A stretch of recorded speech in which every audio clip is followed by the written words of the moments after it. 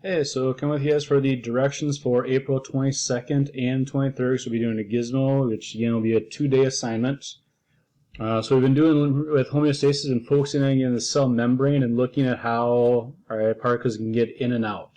The last few days we focused on diffusion, where it's just really small particles that kind of freely move back and forth, moving from what we call like the high concentration to low concentration. And so today, looking at lesson 6.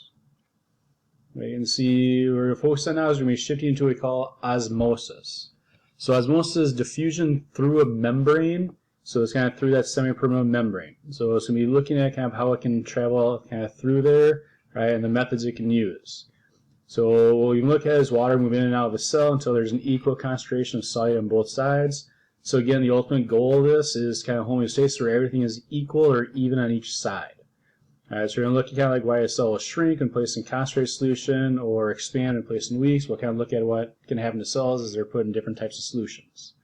So when we say like a concentrated solution, so if we talk about say sugar, concentrated would be a liquid that has a high amount of sugar in it, so it's very sugary.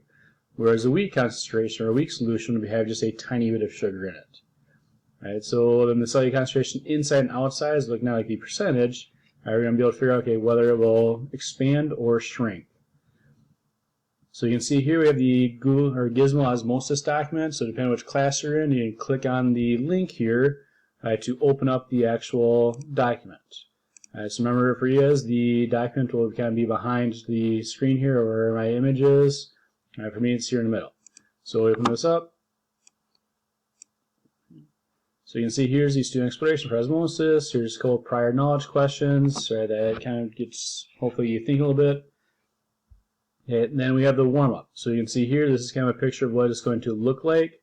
So if you go to homeostasis, you can log in or go to the Explore Learning. I remember for you guys, it'll look a little bit different. So for me, I can go to my classes, biology, and I come down and I'm going to launch the osmosis gizmo.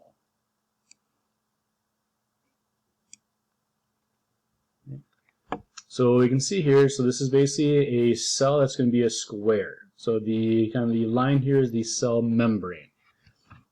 Right. So what we're going to look at here is a cell membrane is a thin skin that surrounds the cell. It's semi-permeable.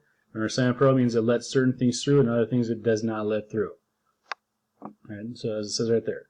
So the osmosis gizmo portrays a square cell, which is the red square, in a solution, which is the purple, right, with the kind of green particles floating around. So basically you're going to click play, right, observe what happens. So you come here, just simply come down, click play, right, and have observe what we see happening.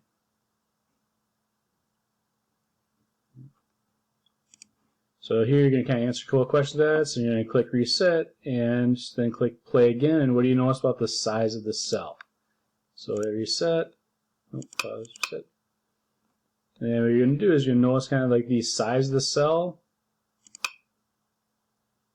Right. So you can see it does change. So we're going to kind of look at like, okay, how does it actually change?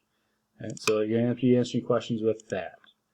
Okay. So then you'll see you're going to kind of start making some changes to this, kind of focusing on what's happening to the cell. If you have additional questions with this, again, please let me know. Right, that way I can make a video to try and explain, how to do that part or that section. Right, otherwise, remember this is a 2-day assignment, so it's not due until Thursday. Once you're done, you just simply turn it in the Google Classroom or in the document, so you click the turn in button. Again, if you have any questions, please email me. I am changing the Zoom sessions to just Monday, Wednesday, Friday now, so let me know what works best for you, and I can also meet individually anytime. Otherwise, have a good day and good luck.